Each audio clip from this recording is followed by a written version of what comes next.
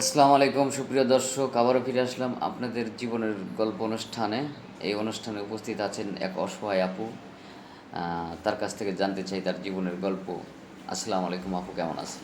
ওয়ালাইকুম আসসালাম, ভালো আছি। আপনারা ভালো আছেন? আলহামদুলিল্লাহ ভালো আছি আপু। তো আপনার কাছে আমাদের আসলে কিছু প্রশ্ন রয়ে গেছে। প্রশ্নটা আমি পরেই বলি, আগে দর্শকের উদ্দেশ্যে আপনার মানে সংক্ষিপ্তভাবে আপনার জীবনের গল্পটা আমাদের এই অনুষ্ঠানের মাধ্যমে তুলে ধরবেন। দেখেন, এর আগেও তো আপনাদের এখানে ভিডিও করছিলাম, কোনো ফলাফল পাইলাম না। তারপরেও যে কয়টা পাইছিলাম, অনেক যৌতুক চাই আমার কাছে। আমার যৌতুক দেওয়ার মতো ক্ষমতা নাই। এই জন্যে আমার আপনাদের আমাদের কাছে এখানে আসা। আসা। হ্যাঁ, আপনাদের কাছে আসা আমার। আমি যৌতুক ছাড়া এই বিয়ে করতে চাই, এবং কি আমার মাকে যেন দেখে সেরকম ধরনের আমি একজন পাত্র চাই। বয়স নিজের, হ্যাঁ, বয়স নিজের নিয়ে কোনো মা সমস্যা হলেও তো আছে? দেখতো সে, তাই না? হ্যাঁ, সে নিজের মা মনে করে যেন দেখে। তার বাড়িতে নিয়ে যাওয়ার দরকার নেই, আমাদের একটা কুঁড়ে ঘর আছে, তাতেই চলবে।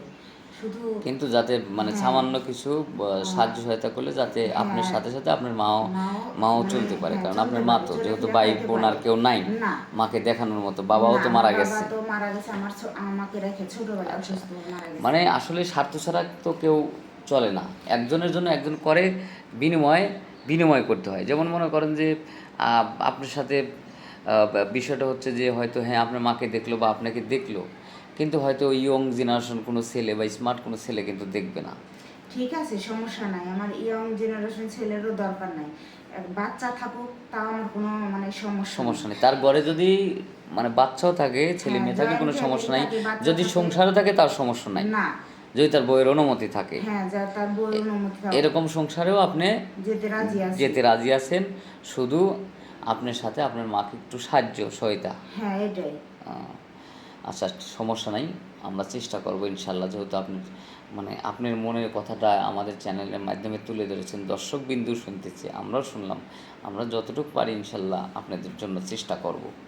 আসলে আমরা আপনার ভিডিওটা আমরা চ্যানেলে পাবলিক করব, পাবলিক করার পর হয়তো অনেকেই নক করবে। তো যদি 40-45 বছর বয়স হয়, যদি কোনো ব্যক্তি হয়তো প্রবাসে থাকে কিন্তু তার বয়স বেশি, তার সংসার আছে, কিন্তু প্রথম বউ নিয়ে সে সুখী না, তার বউ অসুস্থ, হ্যাঁ, এমতো অবস্থায় আপনার মতো একজন মেয়েকে সে বিয়ে করতে চায়, তার টাকা পয়সা আছে, বা আপনি প্লাস আপনার মাকে সে সহায়তা করবে বা হেল্প করবে, এরকম কোনো ব্যক্তি আপনাকে বিয়ে করতে চাইলে আপনি সম্মতি আছেন? হ্যাঁ, আমার সম্মতি আছে। আপনি সম্মতি আছেন? হ্যাঁ, তো ঠিক আছে, আমার প্রশ্ন আর আপনাকে প্রশ্ন করার মতো আমার কিছু নেই। হ্যাঁ, তো আপনার কথাগুলিও আমাদের এখানে যেহেতু তুলে ধরেছেন, সব কিছুই হয়তো আমরা ভিডিও পাবলিক করার পর অনেকেই বুঝতে পারবে। তো যাই হোক, আমরা আর স্কিপ বাড়াবো না। সুপ্রিয় দর্শক, শুনলেন মেয়েটার জীবনের গল্প, সে কতটা অসহায় আর কতটা অসহায় হয়ে আমাদের এখানে আসছে। কারণ কোনো মানে একটা ভালো পরিবার, মানে ধনী পরিবারের মেয়ে হলে কখনো এভাবে সাহায্য সহায়তার জন্য আমাদের এখানে আসবে না। সে একজন পাত্র চায়, বয়স যদি বেশি হয় তার কোনো সমস্যা নেই, সে দ্বিতীয় সংসারেও রাজি আছে, কিন্তু তাকে শুধু বিয়ে করে তার মাকে একটু দেখতে হবে, এইটুকুই সে প্রকাশ করেছে। আর মেয়েটার কোনো পার্সোনাল ফোন নাম্বার নেই, আমাদের ইমো আর হোয়াটসঅ্যাপ নাম্বার দেওয়া থাকবে, কেউ অযথা কল করবেন না, ভিডিও কলও করবেন না। যদি কোনো কিছু বলার থাকলে ভয়েস করবেন অথবা অডিও কল করবেন। ভালো থাকবেন, সুস্থ থাকবেন, আল্লাহ হাফিজ।